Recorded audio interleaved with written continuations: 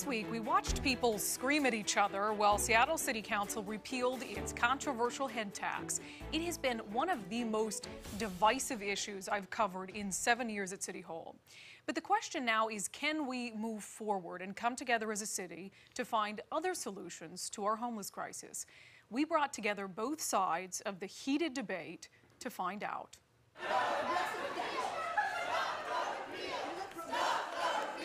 So where do we go from here? After the Seattle City Council passed, then repealed a controversial tax to help address the homeless crisis, Seattle is left divided. Union.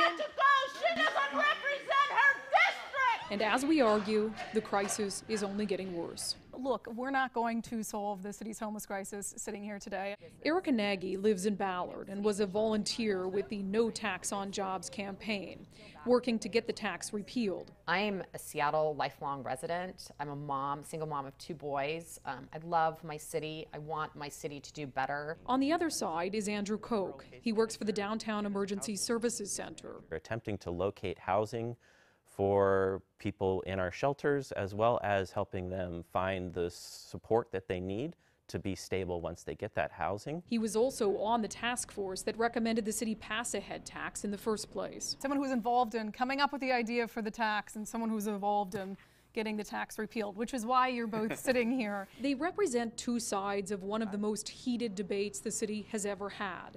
Our hope is that face-to-face they can find common ground, or at least understanding. For me, it's this was the boiling or the tipping point for many of us. I'm speaking as a resident. Just been unhappy for a very long time with the Seattle City Council and just their management over all of the city, including the homeless issue. This was just that additional thing that drove me over the edge to say absolutely not. There has been a lot of passion in this issue.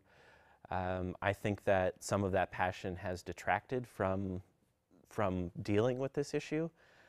I feel a sense of disappointment because it is really distracting us from addressing homelessness in Seattle. Every day that we spend arguing over how we're going to do it is another day that people are living out on the streets.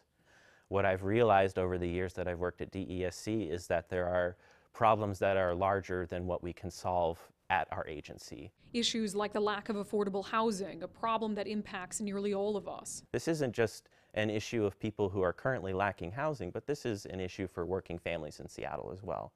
If we have the affordable housing, we can get ahead of the problem of people losing their housing here in Seattle. As a single mom, I worry about my ability to keep my own home anymore, right? I just had to try to come up with funds for the shortfall on my property taxes yet again this year. So, cost of living is going up dramatically. My paycheck isn't going up nearly at the same rate. And at the same time, she and many others see a waste in government spending and a lack of accountability for where money has already gone. I want to know how they are deciding to invest in what programs and why. Is there a proven track record?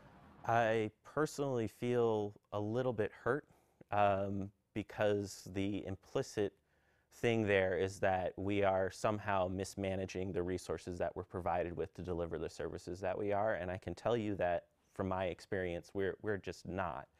We just are under-resourced despite how much we're spending on this issue. But both could agree that demanding accountability and how much money is spent on the homeless crisis is appropriate, especially if it means more help actually gets to those who need it.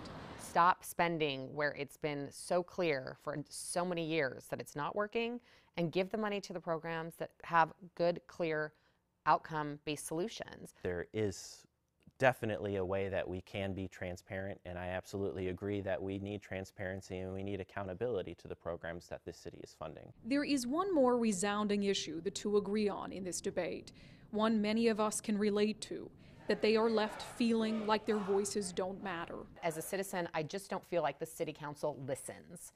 And, that's been my biggest issue. I've tried to meet with Mike O'Brien. It seems to fall on deaf ears, just the concerns that I continue to raise as a resident in his district. I would have to add that I also, the trust that I feel for the city council has definitely taken a hit lately because we had moved forward with this particular recommendation, had it passed, and then had a very fast backtrack.